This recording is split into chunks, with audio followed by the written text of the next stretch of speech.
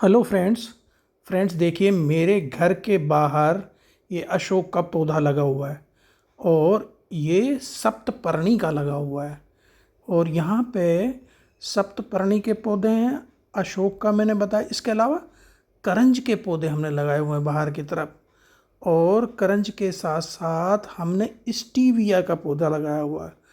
हमने करंज के पौधे के नीचे ही स्टीविया का पौधा लगाया हुआ है जो कि औषधीय पौधा माना जाता है। लेकिन आज हम ना करंज की बात करेंगे, ना अशोक की बात करेंगे, ना सप्तपर्णी की बात करेंगे। इनके वीडियो मैं पहले भी बना चुका हूँ।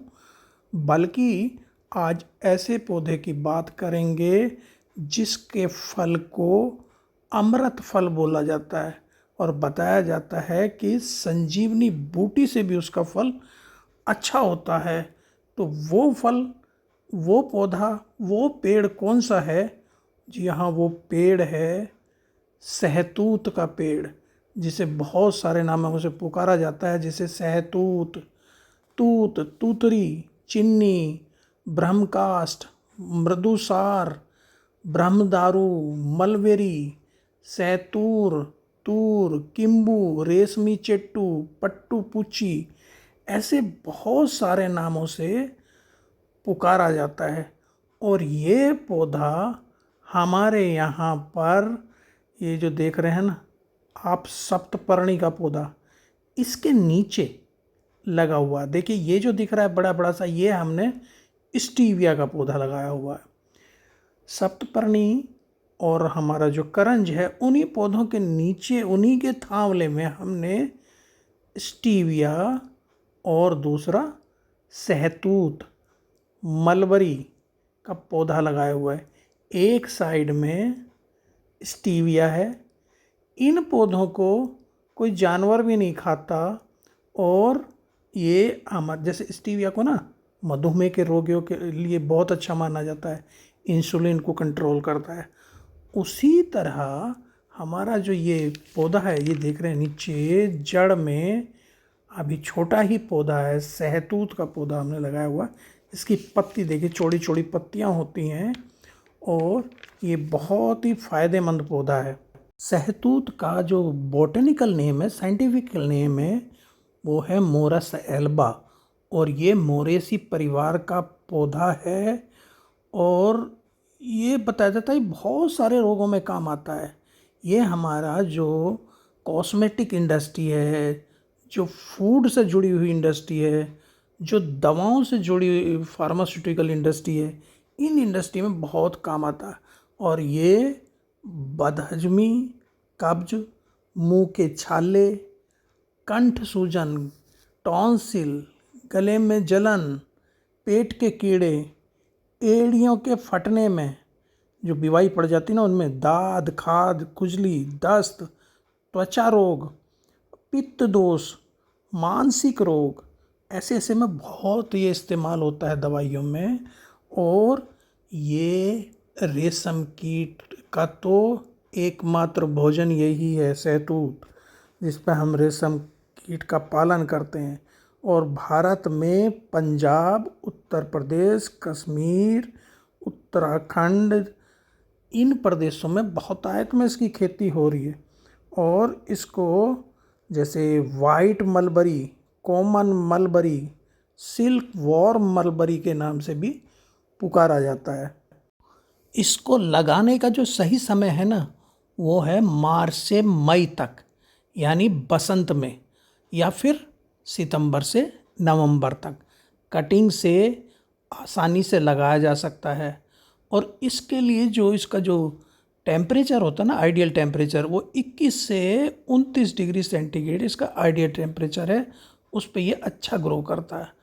फल लगने का जो इसका समय है वो ग्रीष्म ऋतु है, जून से ये सितंबर तक इस पे फूल और फल लगते हैं।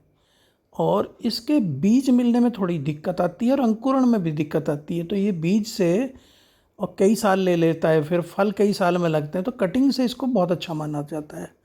तो इसमें आप 50 सेंटीमीटर बाय 50 सेंटीमीटर लंबाई, चौड़ाई और गहराई का एक गड्ढा खोद लीजिए। उसमें गोबर की खाद आप डाल दीजिए मिला के, और उसमें इसकी कटिंग को या नर्सरी से पौधा ला के हम लगा सकते, गमले में भी लगा सकते हैं। 3 नोड वाली कटिंग लेके हम लगा सकते हैं। 8-10 इंच की होनी चाहिए, उस पर ऊपर की तरफ 2-3 पत्तियाँ हों, उसे लगा दीजिए, पानी दीजिए, 4 से 8 सप्ताह में जड़ बन जाएगी। तो और फिर इसको ट्रांसप्लांट कर दीजिए। धूप में रखना, इसे 6 से 8 घंटे की धूप चाहिए। तो लेकिन तेज़ धूप से इसे बचाना होता है, तेज़ धूप से पत्तियां झुलस जाती हैं। सर्दियों में ये उसमें चला जाता है, डोरमेंसी में चला जाता है, पत्तियां गिरा देता है। और ये गर्मियों में टेम्परेचर 35 डिग्री तक टेम्परेचर सहन कर लेता है। तो सुबह की इसे धूप चाहिए और दोपहर बाद इसे पार्शियल शेड, जैसे हमारे पेड़ के नीचे लगा हुआ है, तो उसमें ये आराम से हो जाता है। इसकी प्रूनिंग हमें करती रहनी चाहिए, इसे झाड़ीदार बनाने के लिए ना। इस पर ज़्यादातर आप जो देख रहे हैं, कुछ मैं दिखा रहा हूँ, जो ये कीटों का प्रकोप हो जाता है, जैसे सफ़ेद मक्खी है, स्केल इंसेक्ट है, इसके अलावा एफिड है, थ्रिप्स है। तो इसके लिए हम स्टिकी ट्रैप होती है उसका उपयोग कर सकते हैं, या नीम ऑयल का है।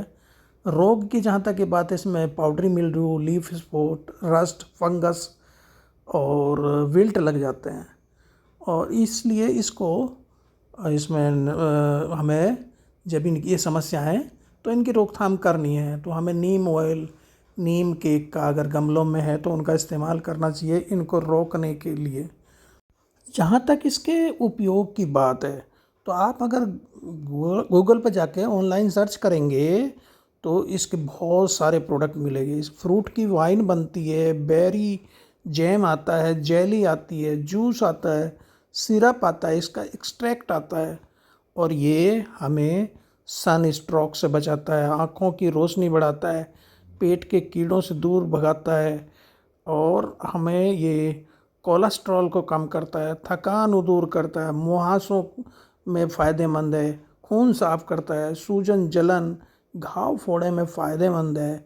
इसकी अगर न्यूट्रिशनल वैल्यू की बात करूं तो ये विटामिन सी, B2, ई, विटामिन के से भरपूर है, आयरन इसमें भरपूर है, फाइबर है, प्रोटीन है, और सबसे ज़्यादा इसमें विटामिन सी है जो कि इम्यूनिटी बढ़ाने में हमारे काम आता है। आयरन होने की वजह से हमारी जो आरबीसी हैं, रेड ब्लड कार्ब सेल्स हैं, लाल रक्त कणिकाएं हैं, उनको बढ़ाता है। फाइबर होने से ये पाचन को हमारे मजबूत करता है, ठीक करता है। एंटी इन्फ्लेमेटरी गुण होने के कारण जलन और सूजन को कम करता है। एंटी पायरेटरी गुण इसके अंदर होते हैं, तो बुखार में मदद करता है। कोलेस्ट्रॉल कम करता है, ब्लड शुगर को कंट्रोल करता है। त्वचा और बालों के विकारों के लिए बहुत ही लाभकारी है। आँखों के लिए फ़ायदेमंद है क्योंकि इसमें जीजेंथिन, कैरोटीनॉइड और एंटीऑक्सीडेंट्स पाए जाते हैं। सर्दी, जुकाम, यूरिन की समस्याएं, लू इससे नहीं लगती, लीवर को मजबूत करता है, इसका तासीर ठंडा होता है, इसलिए लू लगने की संभावना नहीं रहती। इसके जो 3-4 टिप्स हैं जो इसमें ध्यान रखने वाले हैं, इसमें ड्वार्फ प्रजातियाँ भी आती हैं जो 2 से 7 मीटर तक बढ़ती हैं, और उसकी हम डोरमेंसी टाइम यानी सर्दियों में प्रूनिंग करते जाएं तो 6 फीट तक कंट्रोल किया जा सकता है। इसकी उम्र ये बताया जाता है कि मनुष्य की उम्र के बराबर होती है, लेकिन औसतन 25 से 50 वर्ष तक तो चली जाता है। वेल ड्रेन सॉइल चाहिए, लोम सॉइल इसके लिए बहुत बढ़िया है। दलदली या ज़्यादा नमी वाली मिट्टी को छोड़कर सब में हो जाता है। प्रूनिंग जैसे मैंने बताया हर साल विंटर में करनी चाहिए, और नमी बनाए रखने के मल्चिंग कर दें, इसमें तो बहुत अच्छा रहता है।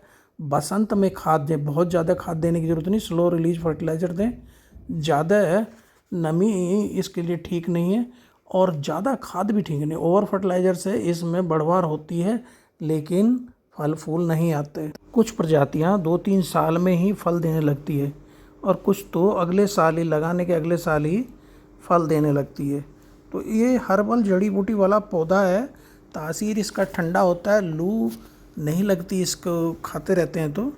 इसके फल को अमृत फल भी कहा जाता है, और बताया जाता है कि संजीवनी बूटी से भी अच्छा होता है, क्योंकि इसमें रेस्वेराट्रोल नाम का एक एंटीऑक्सीडेंट पाया जाता है जो दिल की बीमारियों में और ब्लड प्रेशर और कैंसर जैसी बीमारियों में भी फ़ायदेमंद होता है।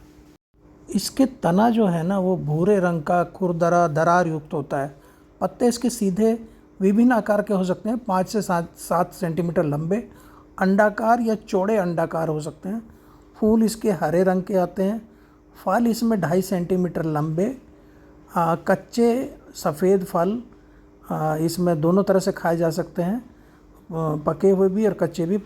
पके जो हरे भूरे या हरे गहरे बैंगनी रंग के हो सकते हैं। फल फूल इसमें जनवरी से जून तक आते रहते हैं। तो हमें अपने मेडिसिनल हर्बल गार्डन में इस पौधे को भी जोड़ना चाहिए। तो मेरा वीडियो अच्छा लगा तो कमेंट करिएगा, लाइक करिएगा, सब्सक्राइब करना मत भूलिएगा। तो फिर मिलते हैं नए वीडियो में। थैंक यू, नमस्कार।